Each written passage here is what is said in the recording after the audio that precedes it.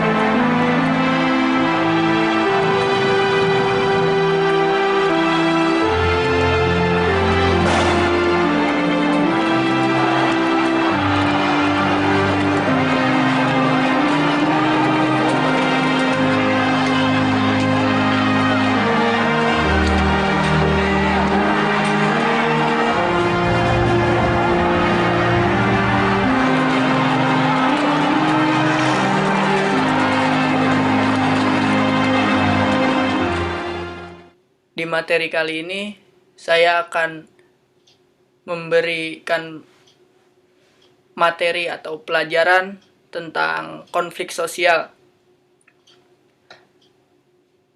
Apa itu konflik sosial gitu ya? Di Indonesia itu banyak sekali konflik sosial. Ada berbagai macam konflik ada di Indonesia. Kita cari tahu pengertian konflik sosial ya.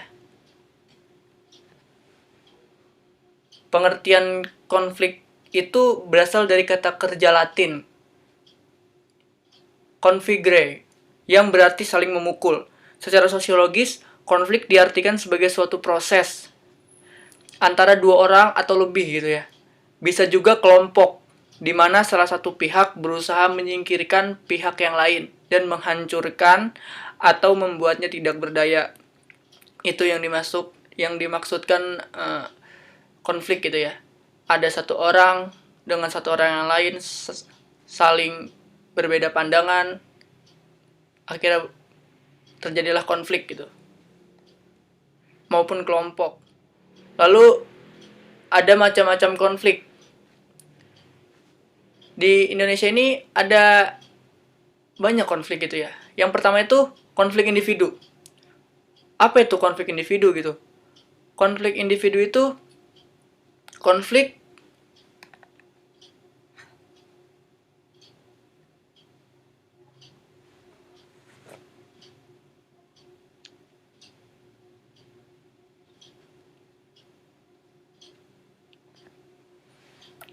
individu itu adalah suatu konflik antara individu dengan individu yang lain. Contohnya itu seperti siswa yang mengejek siswa lainnya gitu. Terus adik dan kakak saling bertengkar, ayah dan ibu berbeda pandangan, terus akhirnya adanya pertentangan gitu. Itu yang dimaksud dengan konflik individu gitu. Sebenarnya luas gitu, tapi saya hanya menyimpulkannya aja dengan contoh seperti tadi. Lalu ada konflik antar kelompok sosial gitu. Apa itu konflik antar kelompok sosial? Yaitu contohnya itu seperti supporter Persija dengan supporter Persib gitu. Antara kelompok dengan kelompok yang lain. Dan dia sebelumnya ada pandangan dan pertentangan yang berbeda. Lalu terjadinya konflik antar kelompok itu. Terus konflik antar kelas sosial. Apa sih konflik antar kelas sosial itu? Yaitu contohnya seperti karyawan meminta upah kerja yang layak buat dia gitu ke bosnya. Itu contoh kelompok antar kelas sosial.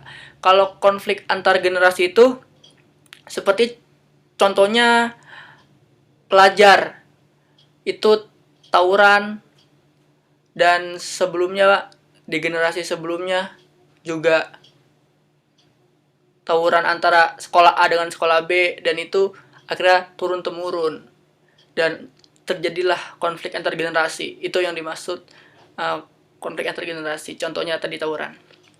Lalu ada konflik ideologis gitu ya. Apa itu konflik ideologis? Yaitu perbedaan ide dan gagasan gitu yang berbeda antara pihak yang satu dengan pihak yang lain. Contohnya konflik Indonesia dengan Malaysia, yang batik Indonesia itu diakui oleh negara Malaysia. Itu diklaim seperti itu, dan Indonesia tidak terima, dan akhirnya terjadilah konflik. Itulah konflik ideologis gitu, contoh konflik ideologis. Lalu ada konflik politis. Apa itu konflik politis?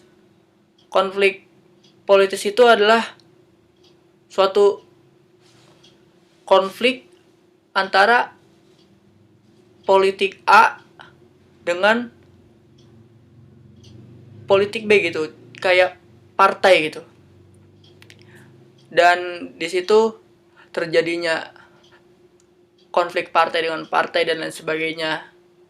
Dan sebagai contohnya itu waktu Pilpres 2019 kemarin, itu banyak konflik politis gitu.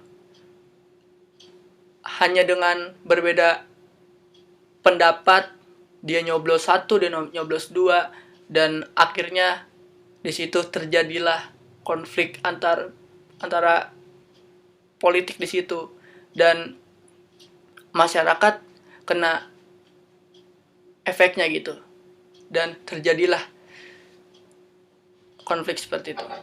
Dan ada konflik antar umat beragama gitu ya. Konflik antar umat beragama itu seperti contohnya umat Islam dengan umat yang lainnya itu saling bertentangan gitu.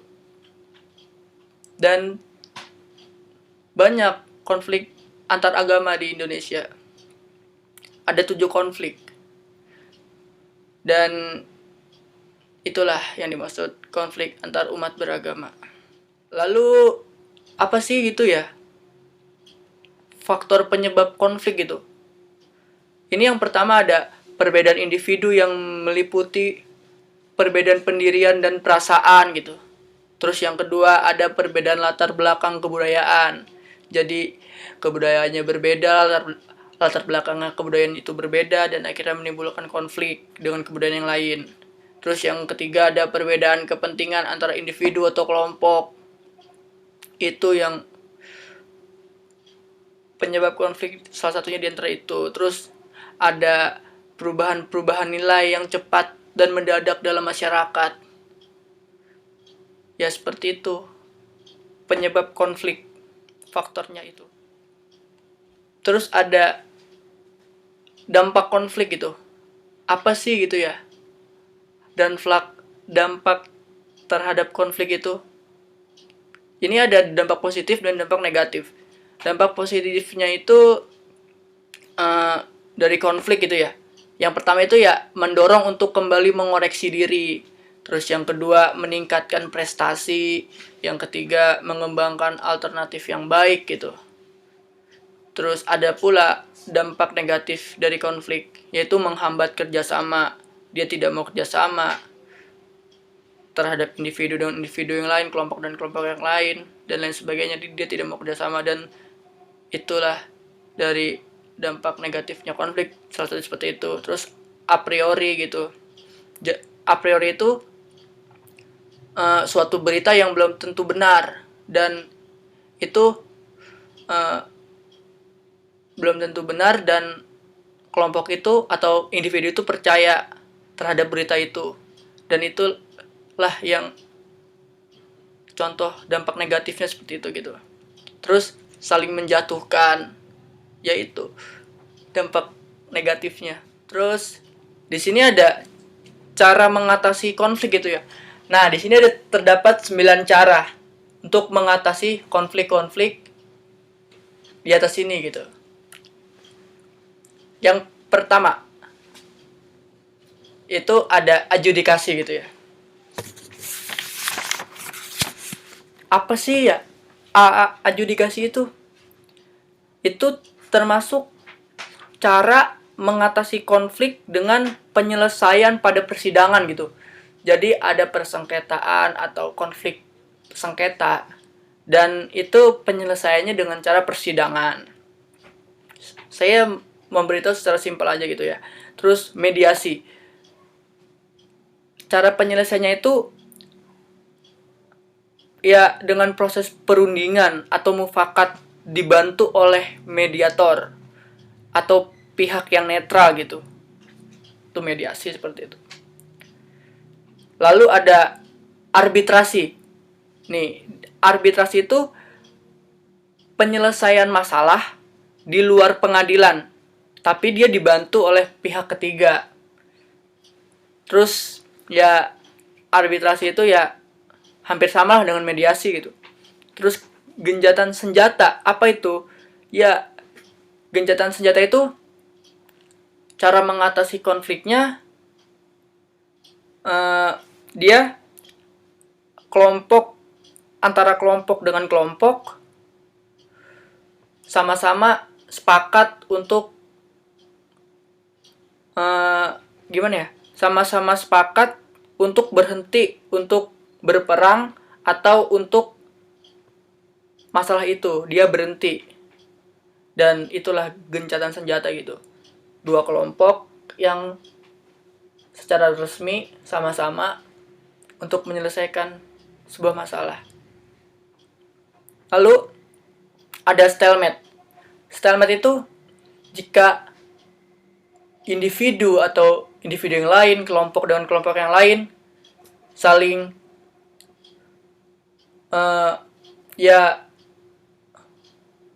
saling bertentangan dengan argumen dia gitu. Nah, stalemate itu baru masuk. Dia termasuk orang gitu. Stalemate buat mengatasi konflik yang lagi panas di antara kedua itu, dan ada satu orang masuk buat menyelesaikannya gitu, dan itu netral. Lalu ada konsiliasi gitu ya.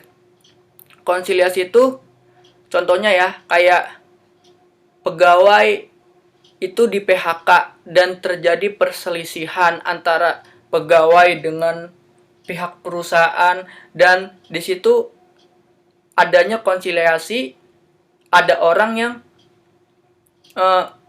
ayo gitu, kita musyawarah antara pihak yang di PHK dengan perusahaan gitu. Terus yang dipimpin oleh konsiliator yang netral. Seperti kayak orang ketiga gitu. Terus toleransi. Toleransi itu kita harus saling menghargai, sikap saling menghormati terhadap manusia gitu. Adanya toleransi, insya Allah konflik tidak akan terjadi gitu. Selesai. Terus ada rasionalisasi gitu. Apa sih gitu ya rasionalisasi? Yaitu orang yang memberitahukan bahwa perilakunya itu rasional, masuk akal, dan sehingga harus dapat diterima gitu. Pemikiran dia, gagasan dia, ide dia, karena dia masuk akal, dan itulah rasionalisasi gitu.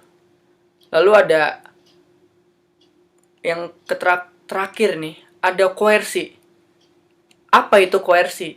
Koersi itu jika ada suatu individu, kelompok dan kelompok saling bertentangan, nah koersi ini masuk ke dalam permasalahan itu dan menyelesaikan konflik itu secara paksa gitu, secara paksa, dan harus selesai konflik itu.